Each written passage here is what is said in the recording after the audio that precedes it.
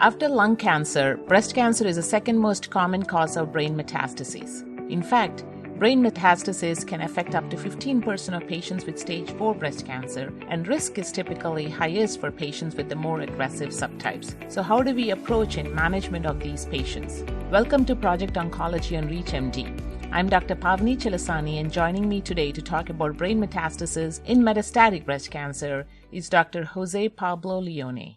He serves as the director of the Program for Breast Cancer in Men at Dana-Farber and is an assistant professor of medicine at Harvard Medical School. Dr. Leone, thanks for being here today.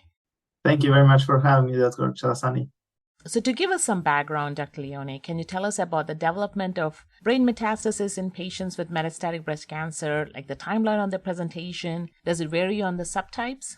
Yes. So as you were mentioning earlier, brain metastases do occur relatively frequently in metastatic breast cancer, unfortunately, and their presentation, the timeline, and also the rate of the presentation varies depending on tumor subtypes generally. So for example, patients who have tumor subtypes of ER-positive, HER2-negative breast cancer tend to have brain metastases later in the course of their metastatic disease, whereas patients who have the subtypes of HER2-positive breast cancer and triple-negative breast cancer tend to develop brain metastases earlier and at a higher rate in the course of their disease compared to those who have ER-positive, HER2-negative breast cancer. So what are the early signs and symptoms patients typically present with?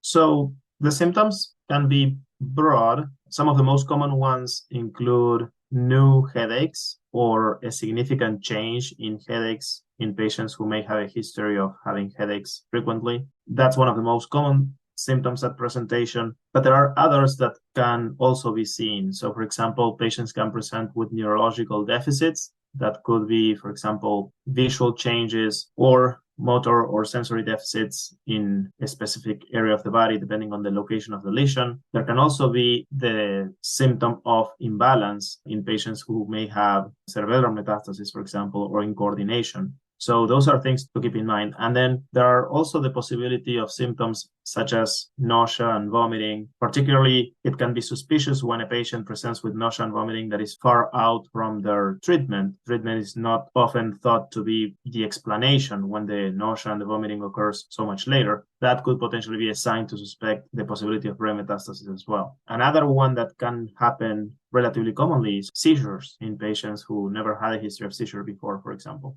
So, on follow-up of that, how do we confirm brain metastasis? More so trying to get information on what is the role of biopsy for us and when we are talking about brain metastasis. So that is a very good question. Certainly, tissue diagnosis is the definitive confirmation of metastatic breast cancer in the brain. However, that is not always necessarily required. When a patient has confirmed metastatic breast cancer with distant metastases in other places, such as lung, liver, or bones, or other areas, that for whom we already have a tissue diagnosis of metastatic breast cancer, and a patient presents with radiologic signs that are very compatible with brain metastasis, oftentimes we can spare a biopsy to confirm that the lesions in the brain or the CNS are now coming from breast cancer. However, there are some unique scenarios where a tissue diagnosis may be very helpful and in fact encouraged, which are, for example, a situation where a patient presents with brain metastasis and has no evidence of extracranial disease of any kind, including no evidence of prior breast cancer diagnosis, for example. In that case, obviously, getting a biopsy of a brain metastasis can establish the diagnosis and also the source of the cancer cells. Another scenario is when we see a discrepancy in the clinical outcome or a discordance in the clinical outcome based on what we would expect and what we are seeing. And in scenarios like that, doing a biopsy can be helpful. So now if we switch gears to treatment, Dr. Leone, can you tell us about the different currently available treatment options for us for patients with brain metastasis? Yes. So broadly, treatments are divided into three categories. There is obviously the opportunity to do surgery. Another treatment modality is radiation therapy, and another treatment modality is systemic therapy.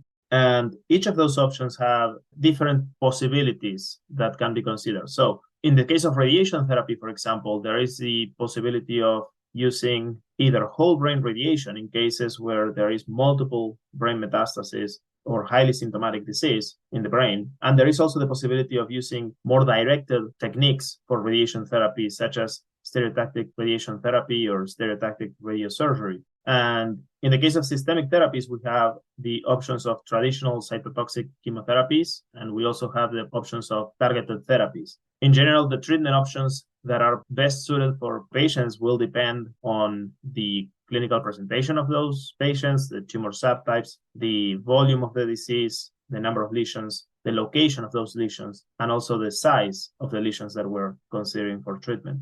For those just tuning in, you're listening to Project Oncology on ReachMD. I'm Dr. Pavani Chalasani, and I'm speaking with Dr. Jose Pablo Leone about brain metastases in patients with metastatic breast cancer. Now, Dr. Leone, we were just talking about the treatment options. How do you work with patients when you initially see them to figure out what is the best option for them? There are several things to consider and discuss with our patients when we meet them and they're facing a diagnosis of brain metastases. First is the history of their disease to find out where they are in their course of their treatment and their natural history of the breast cancer. How many treatments have they received so far? Also, physical exam, including performance status and functional assessments of how our patients are doing, is very helpful in selecting between treatment options. Then characteristics specific to their tumors in terms of the tumor subtype, also the genomic profiling of their breast cancer. And then at last but not least, a detailed discussion with the patient about the treatment options and the patient preference of their goals of care. And from all of that information, we discuss with our patients to make a treatment plan together that works to their best benefit based on their beliefs as well. And so the spectrum is very, very wide of the specific treatments that patients may need. And it can go from whole brain radiation and palliation all the way to surgery with stereotactic radiation and systemic therapy options, depending on the individual circumstances of each patient. So once their treatment begins, what challenges might arise and how do you overcome them? So more in terms of the treatments and some of the side effects like radiation necrosis. So for radiation specifically, there are, I think, at least two very important considerations to keep in mind. One is the possibility of radiation necrosis, as you mentioned, Dr. Chalasani, particularly after treatment with stereotactic forms of radiation, such as stereotactic radiosurgery or stereotactic radiation therapy.